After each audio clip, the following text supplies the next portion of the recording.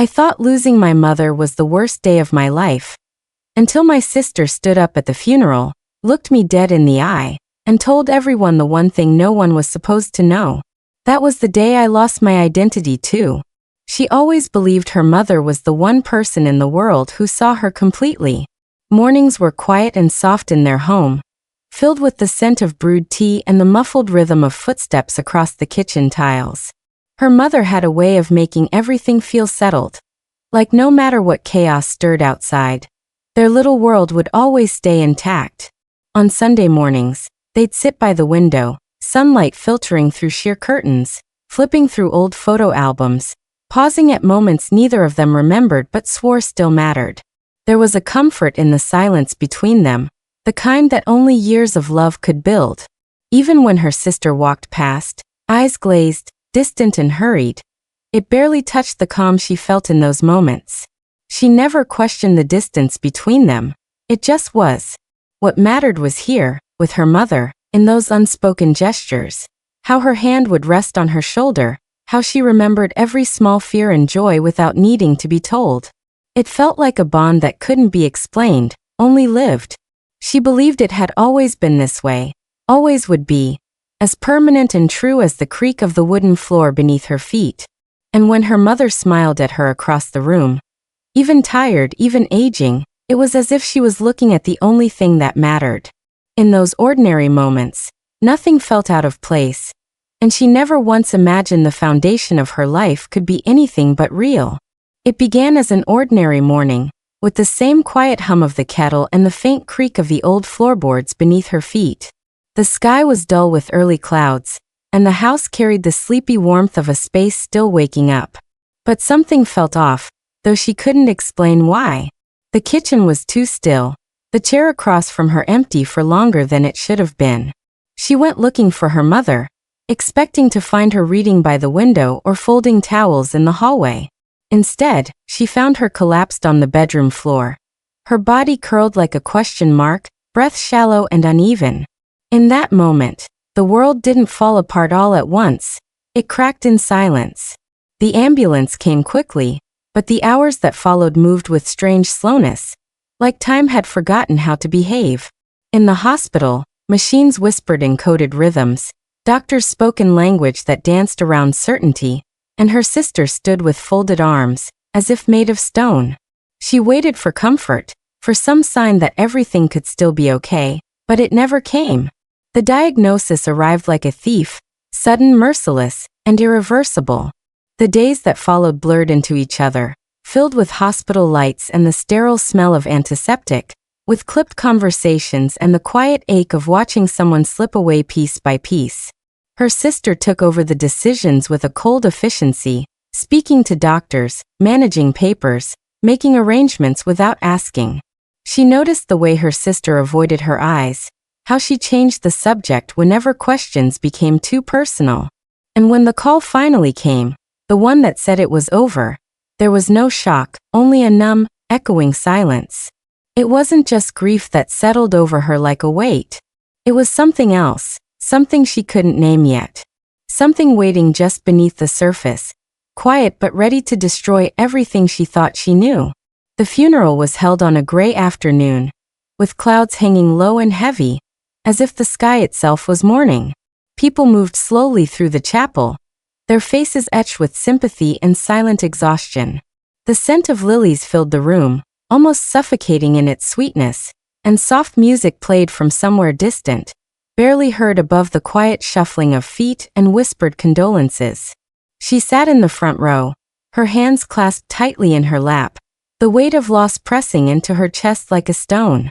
Her mother's portrait rested near the casket, framed in gold, eyes kind and unchanging, frozen in time. She tried to hold herself together, to listen to the words being spoken by relatives and friends, each memory offered like a fragile gift. But her mind drifted, tugged by a storm of grief and unanswered questions. Then her sister stood up. There was a shift in the air, subtle but undeniable, like the tension before a storm. She watched as her sister stepped to the podium with an expression that was unreadable.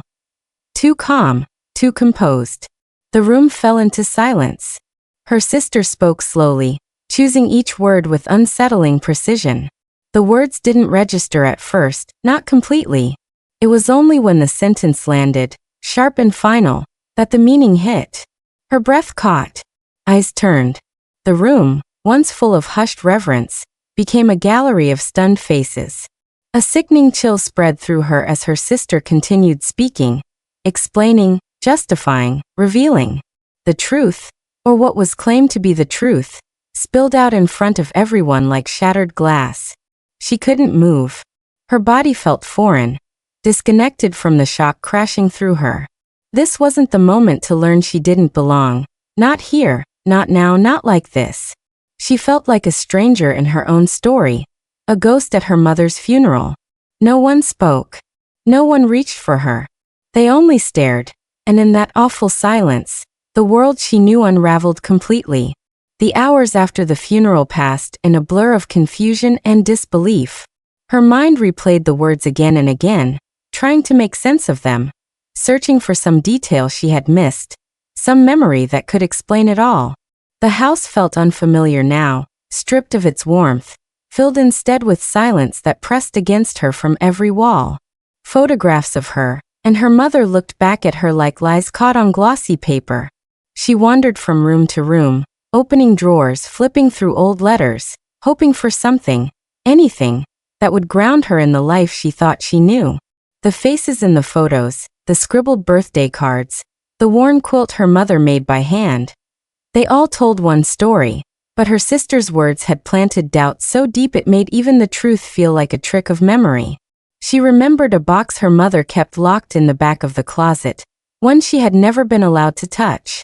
With trembling hands, she found it tucked beneath old blankets, the key still hidden in the lining of a coat no one had worn in years. Inside were letters, faded documents, and a photo of a baby in someone else's arms. Her name wasn't written anywhere, but something about the picture felt familiar and distant all at once. One document in particular chilled her, a legal form thin and yellowing with age, carrying names that weren't her own. She sat there for hours, surrounded by fragments of a story she had never been told, trying to stitch together a version of her past that made sense. Later, she called an old family friend, someone who had known her mother since before she was born. The voice on the other end trembled, hesitated, and then confirmed what her sister had said. Her mother had taken her in as a baby, never officially adopted, never told the truth, not out of shame, but out of love. The story was complicated, buried in secrets and promises. Her mother had chosen to raise her as her own, erasing the past to give her a future. The truth wasn't cruel, but it wasn't kind either. It was simply there, waiting in the shadows, waiting to be found. The days that followed moved slowly, like time itself was unsure of what came next. The truth sat with her like a quiet shadow, present in every room, every thought, every glance toward the framed photo on the mantel. She found herself staring at her mother's handwriting in old journals, studying the curves of each letter as if searching for hidden meaning. The pain hadn't lessened, but it had changed. It no longer burned with betrayal but pulsed with something softer, something closer to mourning what could never be fully understood. Her identity, once rooted so firmly in childhood memories and motherly warmth, now floated in a space between love and uncertainty.